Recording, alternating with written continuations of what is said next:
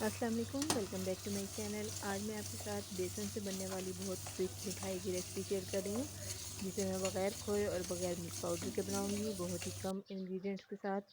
I hope कि recipe आपको बहुत पसंद आएगी। अगर आपको अच्छी लगे तो लाइक और शेयर कर दें और चैनल को सब्सक्राइब करना ना भूलिएगा। बेसन की मिठाई बनाने के लिए सबसे पहले हम इसके लिए शीरा तैयार कर लेंगे। इसके लिए मैंने आधा कप पानी डाला है पैन में, और इसमें मैं 1 कप चीनी का शामिल कर दिया है। अच्छा सा कलर देने के लिए इसमें थोड़ा सा फूड कलर ऐड कर देंगे। ये ऑप्शनल है, लेकिन इससे कलर बहुत अच्छा हो जाएगा आपकी मिठाई का। तो इसको अच्छे से हम मिक्स कर लेंगे, फ्लेम को ऑन कर देंगे और शीरे को पकने के लिए रख देंगे। शीरे को हमने बहुत ज़्यादा नहीं पकाना, सिर्फ इतनी देर ही पकाना है कि ये हल्का सा चिपचिपा हो जाए, या आप समझ लें कि सिर्फ 4 से 5 मिनट के लिए हम इसको पकाएंगे। ये देखिए चीनी इसकी अच्छे से घुल गई है और शीरा पकना शुरू हो गया। तो अब हम इसको देख लेंगे ये शीरा हमारा किस तरह का है। इसको हम इस तरह से फिंगर की मदद से ऐसे देखेंगे ना, तो ये थोड़ा चिपचिपा होना चाहिए। अभी इसमें थोड़ी सी कमी है, तो इसको मज़ीद 2 मिनट के लिए पकाऊंगी मैं शीरे को। और इसको अब ये तैयार हो गया हमारा शीरा। इसको मैं फ्लेम को ऑफ़ कर दूंगी।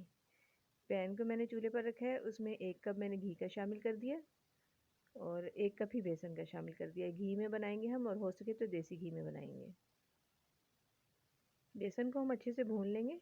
शुरू में हमें ऐसे लगेगा जैसे घी सारा इसने चूस लिया है बेसन ने, और ये ड्राई सा हो गया, लेकिन जैसे जैसे हम इसको भूनते जाएंगे तो ये खुद ब खुद घी इसका बाहर आता जाएगा और बेसन जो है बिल्कुल लिक्विड फॉर्म में आ जाएगा। हमने आंच इसकी मीडियम टू लो ही रखनी है, तेज़ आंच पे नहीं करना, और चम्मच को हमने लगातार हिलाते रहना है। बहुत कम टाइम में ये मिठाई तैयार हो जाएगी और बाज़ार से बहुत अच्छी तैयार होगी। हम बाज़ार से लेते हैं, हमें नहीं पता होता कितनी हाइजीनिक है चीज़, तो घर में हम अच्छी साफ़ सुथरी चीज़ें बना सकते हैं, और वो भी कम खर्च में। तो ये देखिए इस तरह से हम बेसन को भूनते जाएंगे। बेसन की जब खुशबू आने लगे और हल्का सा इसका कलर चेंज हो, तो इसका मतलब है बेसन भुन गया है। अब जो शीरा हमने तैयार किया था वो हम इसमें शामिल कर देंगे। इस वक्त आपने ध्यान ये रखना है कि फ्लेम को लो रखें, ताकि एकदम अगर शीरा डालने से बाहर की तरफ आए तो खुदा न खास्ता आपको कोई नुकसान ना पहुँचे। तो इसको अच्छे से हम चम्मच को हिलाते रहेंगे, और ये बहुत जल्दी से अब गाढ़ा हो जाएगा, इसको ज़्यादा टाइम नहीं लगेगा। तो हमने चम्मच को लगातार हिलाते रहना है। ये देखें हमारा ये हलवा अब जो गाढ़ा होना शुरू हो गया, और इसमें बहुत अच्छी सी जाली भी बनती जा रही है।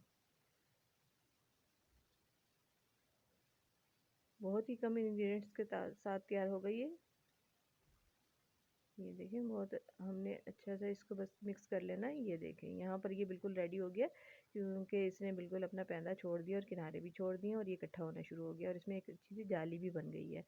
तो हलवा हमारा बिल्कुल रेडी हो गया है। तो इस स्टेज पर हम फ्लेम को ऑफ़ कर देंगे, और इसके लिए पहले से हम एक बर्तन तैयार करके रख लेंगे जिस मोल्ड में हमने इसको जमाना है। इसको मैंने घी से ग्रीस कर लिया था, और नीचे थोड़े से कटे हुए बादाम शामिल कर दिए हैं। इसके ऊपर हम सारा ये हलवा जो है वो डाल देंगे। ये काम हमें तेज़ी से करना है, क्योंकि हलवा बहुत जल्दी से जमना शुरू हो जाता है। इसको अच्छे से हम अब सेट कर लेंगे।